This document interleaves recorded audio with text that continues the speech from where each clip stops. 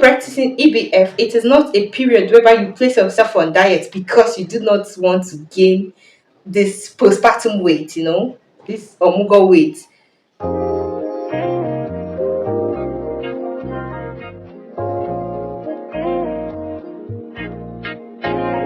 Hello, my beautiful viewers. How are you all doing today? I hope you're good because I am good.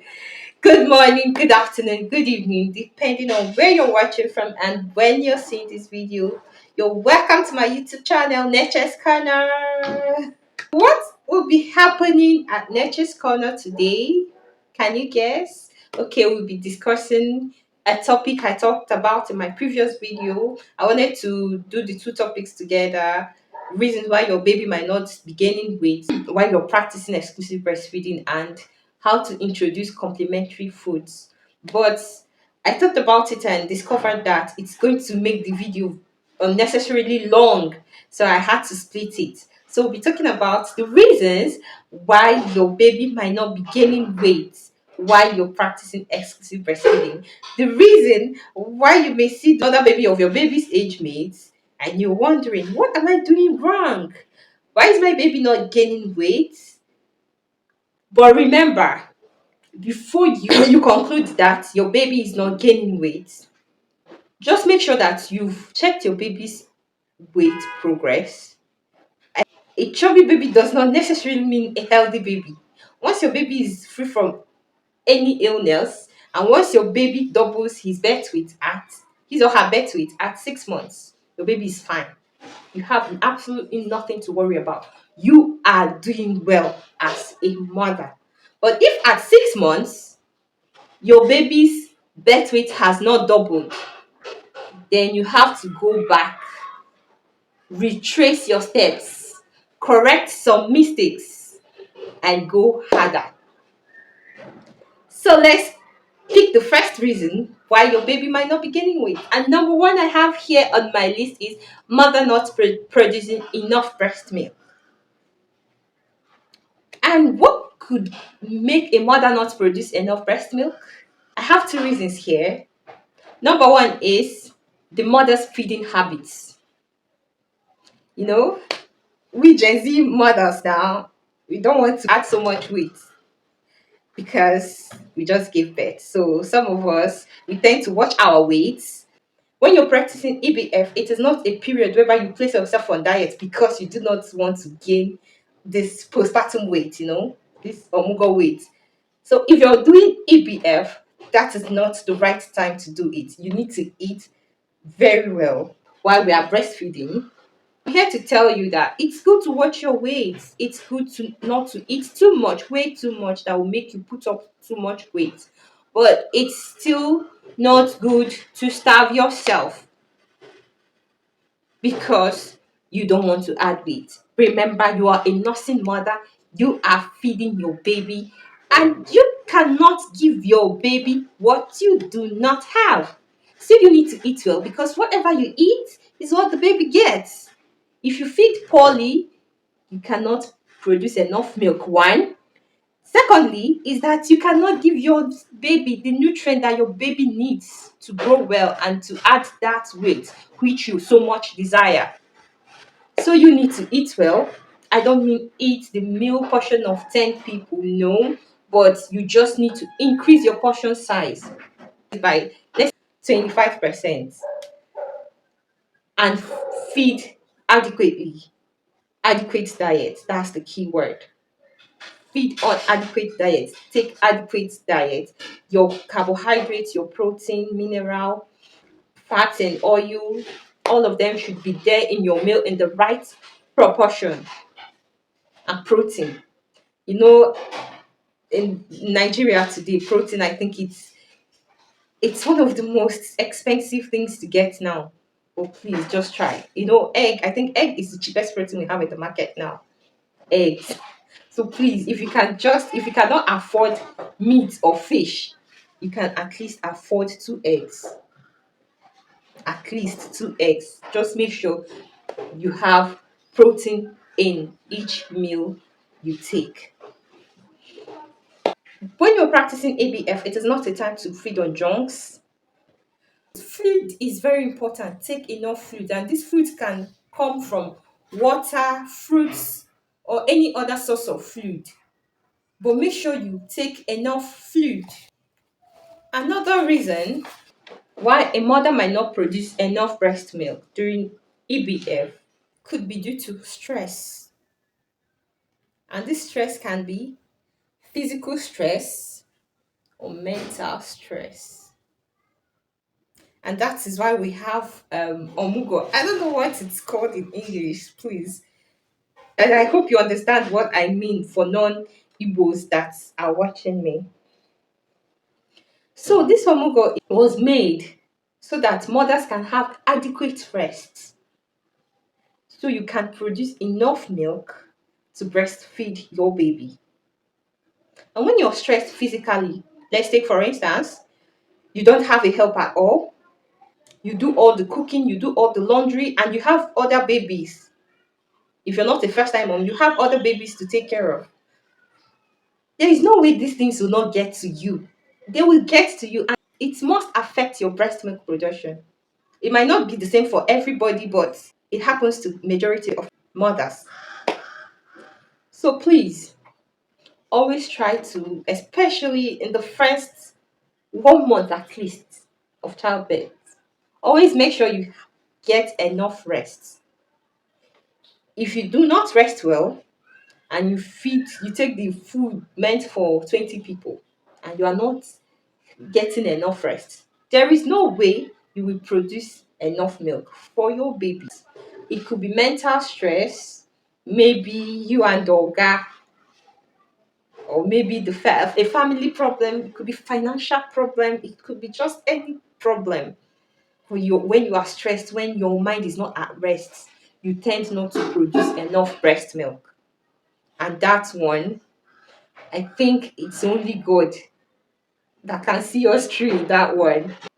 So I've just mentioned one, mother not producing enough breast milk, and which could be as a result of the mother's feeding habits, and then stress, which could be mental or physical stress. Another reason I have here is baby not latching properly. During my internship, as somebody asked this question. She was like, "My baby would feed from morning till night. He wouldn't allow me sleep, but at the end of the day, you just look like a broomstick." Sorry, that was just what the word the mother used. And I was like, "Okay, you feed well." She said she feeds well. I was like, "Okay, are you sure your baby latches properly?" She was lost. She said, "What do you mean by that? Like, how do you hold your breasts?" She showed me, and lo and behold, she holds her breath like this. Scissor, we call it scissor. I don't know if you can see this. Let me put down the camera a little bit. Okay. A hair. She holds her breath like this scissor style that our mother used to do, holds on her nipple then while the baby suckles. Times, I'm not saying, but the way this person applies pressure might not be the way the other person applies pressure. So that particular mother might be holding the nipple too tight that the baby will just be stressing himself, doing more work, and even losing energy, thereby not gaining weight or even losing the one that he had already. So please, when you're breastfeeding your baby, your 4 fingers should come under your breast. While you use this one, do not apply pressure. Do not try to press the your breast so the baby gets enough. Just allow the baby do the work. That's the work, the only work they have at that age. Allow the baby suckle by himself or herself. Use this hand to just push it away so it doesn't cover the baby's nose. Like I said, the 4 fingers under the breast, then this your thumb should just work as a controller to push it back to prevent it from covering the baby's nose. This way, because the more the baby suckles, the more the breast milk rushes. I don't know if you've noticed it. So just let the baby, but if you keep doing it for the baby, then you're not encouraging the breast milk to come out well. So that's just that about that one. Your baby latching properly. And another thing is always ensure This is good for the baby and good for you too, the mother. Always ensure that the baby's mouth covers the areola. I don't know how big yours is. So your areola, that is the dark part of the breast and not the nipple, just after the nipple. Your baby should not suckle on your nipple. If your baby suckling on your nipple gives you nipple sore, this one is even beneficial to you more because that nipple sore, it's so painful. It's not even a good experience at all. So if your baby suckles on your nipple, it gives you nipple sore. But if you make sure that part of like 90% of the areola or 80%, depending on how big your, if yours is so big, like so some people's own are very big. So if your own are so big, you're going to be suffocating your baby if you put everything inside your baby's mouth. But if it's not, just make sure that at least 70% of the areola is in the baby's mouth. That way your baby will not be even taking in air, and then your baby will be getting enough breast milk, and also you will not suffer nipple crack.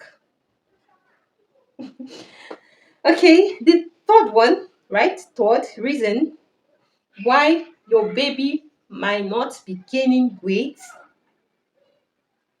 when you are practicing EBF, exclusive breastfeeding, might be as a result of your baby not getting the hind milk. Have you heard of it before? If you have, that's perfect. If you haven't, let me give you the gist.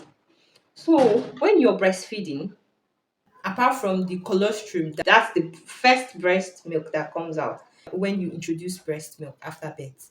So, apart from the colostrum, we have the fore milk and the hind milk. The fore milk is this milk that looks almost like water. It looks like coconut water. It's very light, it's almost water. That one has very little nutrients. I'm not saying it doesn't contain any nutrient at all, but it doesn't have enough nutrients that will make your baby grow well. So, and it's very, very good you feed your baby on that because your baby needs that water. That's why we say no water during exclusive breastfeeding, because your baby gets all the water he needs from breast milk. So that one is almost water. Almost. It doesn't have enough nutrients. So some mothers, what they do is when they are breastfeeding, let's assume I'm breastfeeding my baby on this side of the breast, and during the first 2 months of breastfeeding, you will discover that while you're breastfeeding your baby on this breast, this one will be gushing out. So some people, what they do is when the baby might have stayed up to 5 minutes on this breast, then and this one is gushing out, they change the baby to the one that is gushing out, and before you know it, this other one will start gushing out. So they keep changing their baby like that. At the end of the day, your baby will only get the fore milk, which is not enough to make your baby grow well, to make your baby add that weight. So, what do you do? It is advised that you let your baby suckle on one breast for 15 minutes. Did you hear that, or should I repeat it? You let your baby suckle on one breast for at least 15 minutes. That way, your milk get both the fore milk and the hind milk, and you feel that this one is empty after that 15 minutes or more. Then you can now change the baby to the other one. But you should make sure the baby suckles on one breast for at least 15 minutes, so that the baby, you find out that after the fore milk has come out, the other one looks thicker. So that one is richer in nutrients. So that is the one that will make your baby gain that weight that you're clamoring for. But if you keep doing this, feeding on this breast and interchanging at short intervals, that could be the reason why your baby is not gaining weight. So I think that's all I have for now.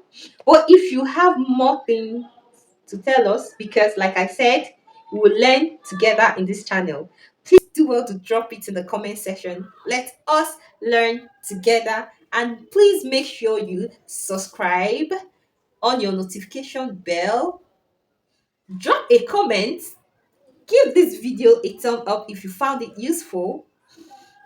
Let's us see in my next video. Until then, just know that I love you all so much. Bye for now.